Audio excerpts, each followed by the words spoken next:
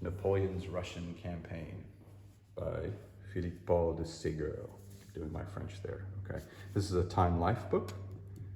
And I have a few Time Life books, and I picked them up used some time ago, and they're all in relatively good condition. They're very sturdy, like nice sturdy boards here, and I'm really impressed with these books, which are clearly, they were published for the masses. They were published, they weren't expensive, I don't think. Yeah, I don't know, really well done. The pages are, I believe, yellowing a little bit, which indicates that they're not acid-free paper. But,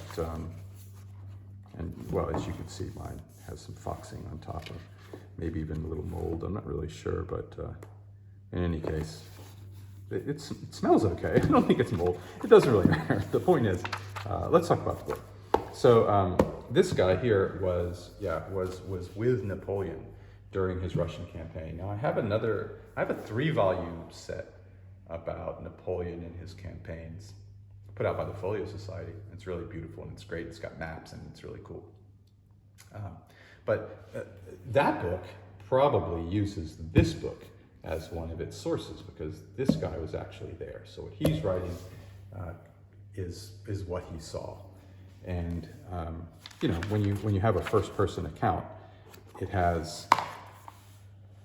there are positives and negatives to that. So I mean, he's really writing about something that what he saw and what he thought at the time. At the same time, although he did write this afterwards, he doesn't have a historian's access to all the documents and all the pages and everything else that was going on. But yeah, it's pretty interesting. It's pretty good. And the whole time you're thinking, yeah, I mean, he's writing in first person. And we were already breathing nothing but smoke and ashes. There's an immediacy to this that you don't usually get when you're reading historical stuff about Napoleon. So I found this really interesting, and it's not too long. It's less than, looks like 280, 290 pages, something like that. So there's not a lot inside. If you're looking for maps and things like that, you're not really going to get them. And I think when you're talking about campaigns, you really need maps to make it a world-class production. You got to have those kind of maps. But even without them, this is really, really interesting. A lot of what he's talking about isn't tactical kinds of, okay, we were on this line on that ridge and then they came across from the south. That's not, there's a lot that he's not saying stuff like that. He's talking about sort of broader strategic things, or he's talking about what he felt about Shakespeare. How did that come up?